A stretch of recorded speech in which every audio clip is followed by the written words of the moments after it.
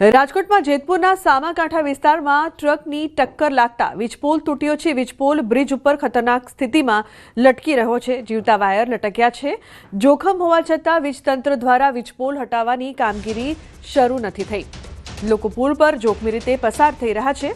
દુર્ઘટના સર્જાય તો જવાબદારી કોની હશે તે પણ એક ગંભીર મુદ્દો બનીને ઉઠ્યો છે।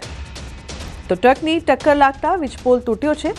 જેતપુરની સમગ્ર ઘટના ટ્રકની ટક્કરથી વીજપોલ તૂટ્યો। બ્રિજ ઉપર વીજપોલની જોખમી સ્થિતિ અહીં જોવા મળી રહી છે, પરંતુ મહત્વનો સવાલ એ છે કે વીજતંત્ર દ્વારા કોઈપણ જાતની કાર્યવાહી કરવામાં નથી આવી રહી। તે લોકો કોઈ દુર્ઘટનાની રાહ જોઈ રહ્યા હોય તે પ્રકારથી અત્યાર સુધી કોઈ કામગીરી નથી કરી।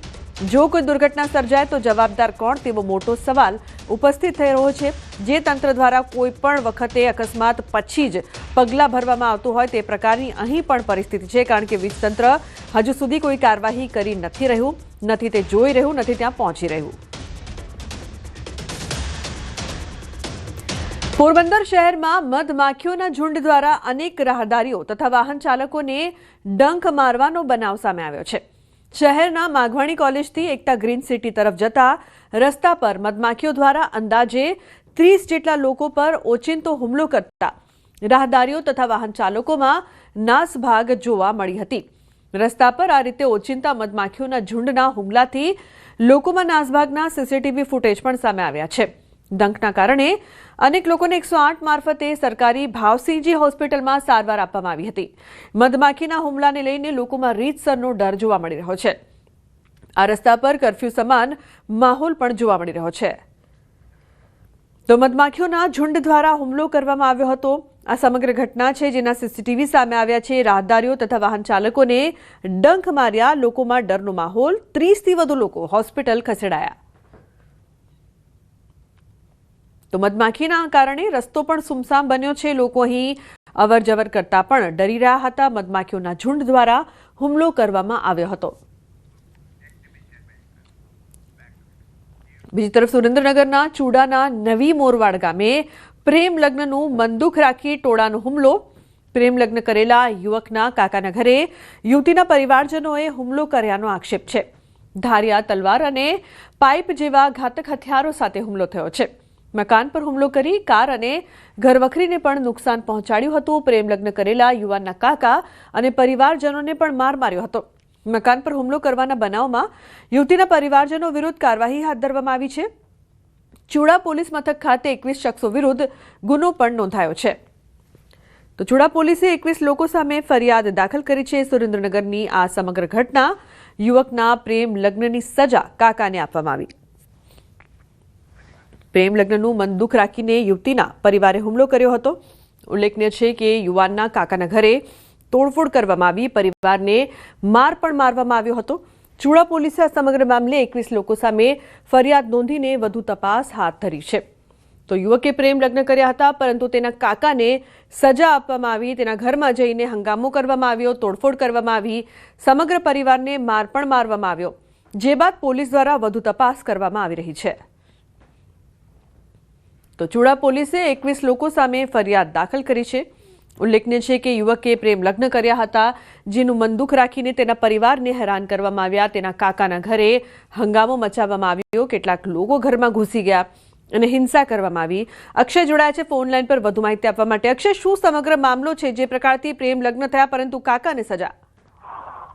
જી, ચોક્કસથી વાત કરવામાં તો ચૂડા તાલુકાનું જે નવી મોરવાડ ગામ છે ત્યાંનો એક યુવક છે જેને પ્રેમ લગ્ન થોડા દિવસ પહેલા ભાગીને કર્યા હતા અને હાલ એનો પરિવાર છે તે વતન પોતાના ગામ પરત આવ્યો હતો। જે મંદુકને લઈને યુવતીના પરિવારજનો છે અંદાજે 20થી વધુ લોકોના ટોળા દ્વારા જે યુવક છે પ્રેમ લગ્ન કરનાર તેના કાકા અને તેના પરિવારજનોને માર મારવા માટે ધોકા, ધારિયા, પાઇપ સહિતના હથિયારો સાથે ધસી આવ્યા હતા અને મારામારી બાદ જે ઘર વખરી તેમજ કાર છે એમાં મોટા પ્રમાણમાં નુકસાન કરીને તમામ લોકો છે એ ફરાર થઈ ગયા હતા। આ મામલે હાલ 21 શખ્સો વિરુદ્ધ ચૂડા પોલીસ મથકે ફરિયાદ નોંધવામાં આવી છે। જી બિલકુલ અક્ષય, આભાર સમગ્ર માહિતી બદલ।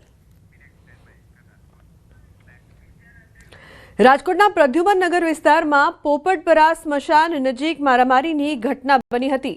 ફરિયાદી પરિવાર દ્વારા ફાયરિંગનો પણ દાવો કરાયો હતો, જેને લઈને પોલીસે તાત્કાલિક દોડધામ કરીને તપાસ શરૂ કરી હતી। જો કે પ્રાથમિક તપાસમાં ફાયરિંગનો કોઈ પુરાવો મળ્યો નથી। ઘટના માત્ર મારામારીની હોવાનું સામે આવ્યું છે।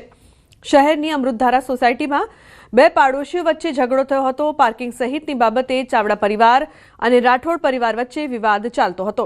શનિવારે બંને વચ્ચે મારામારી થઈ હતી. આ મારામારીમાં ઇજાગ્રસ્ત સંજય રાઠોડે ગોવિંદ ચાવડા સહિતના લોકોએ હવામાં ફાયરિંગ કર્યાનો આક્ષેપ કર્યો છે.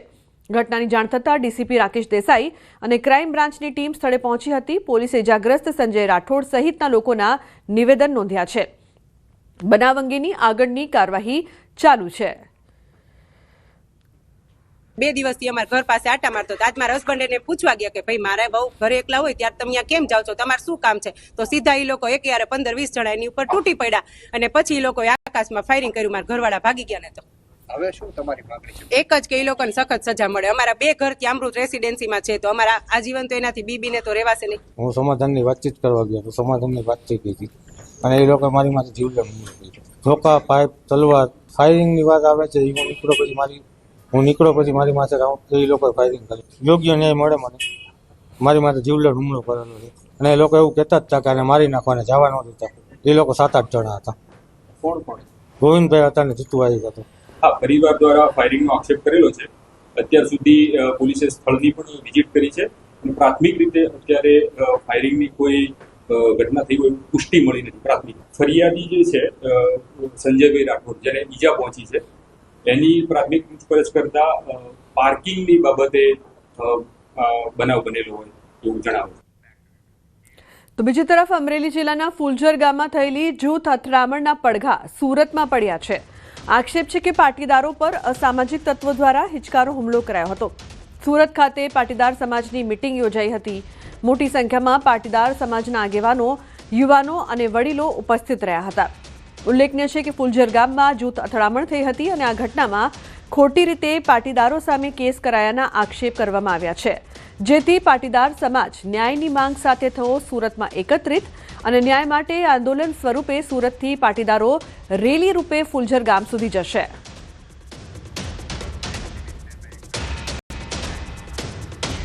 સુરતમાં મહિલા આરએફઓ પર ફાયરિંગનો મામલો. હાલ સોનલ સોલંકી હોસ્પિટલમાં ઓબ્ઝર્વેશનમાં છે. સોનલ સોલંકીના પતિને શોધવા 4 ટીમ બનાવાઈ છે. નિકુંજ ગોસ્વામીને શોધવા પોલીસે ટીમ બનાવી છે. નિકુંજ ગોસ્વામીની રજા પર તે ઉતરી ગયો હોવાનું સામે આવ્યું છે. પિતાની સારવારના નામે આરટીઓ ઓફિસમાંથી રજા પર છે. તો મહિલા આરએફઓ પર ફાયરિંગનો મામલો. નિકુંજ ગોસ્વામી રજા પર ઉતર્યો છે. પિતાની સારવારના નામે આરટીઓ ઓફિસમાંથી તે રજા પર હોવાનું સામે આવ્યું. સોનલ સોલંકીના પતિને શોધવા 4 ટીમો બનાવવામાં આવી છે જે શોધખોળ કરી રહી છે. નિકુંજ ગોસ્વામી હાલ રજા પર છે.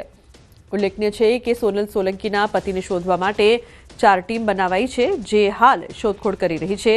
નિકુંજ ગોસ્વામીને શોધવા માટે પોલીસ દ્વારા સતત પ્રયાસ કરવામાં આવી રહ્યા છે. સતત ટીમ કાર્યરત છે. કેતન જોડાયા છે ફોનલાઈન પર. કેતન, શું વધુ માહિતી છે આ સમગ્ર મામલે? નિકુંજ ગોસ્વામી રજા પર.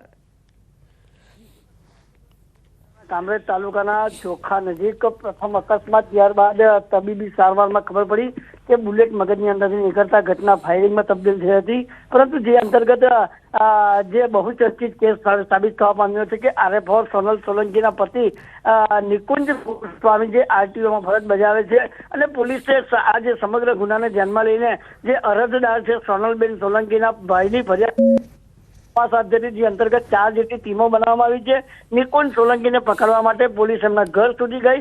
ઘરે ગંભાથી તાળું લટક્યું હતું અને ત્યારબાદ જે આરટીઓ ઓફિસની અંદર કચેરીમાં કામ કરતા હોય તો ત્યાં પણ છાનબીન કરવા જતા ત્યાંના ઉચ્ચ અધિકારી દ્વારા માહિતી મળવા પામી હતી પોલીસ દ્વારા કે જે નિકુંજ ગોસ્વામી છે પિતાની તબિયત નાદુરસ્ત હોય એવા બહાના કાઢી અને ભૂગર્ભમાં ઉતરી ગઈને રજા પર ઉતરી જવા પામ્યો છે. અને ખાસ ઉલ્લેખનીય વાત એ છે કે નિકુંજ સોલંકીએ ફાયરિંગ કર્યા હોવાની ચર્ચાઓ વેગવંત પકડો હતો.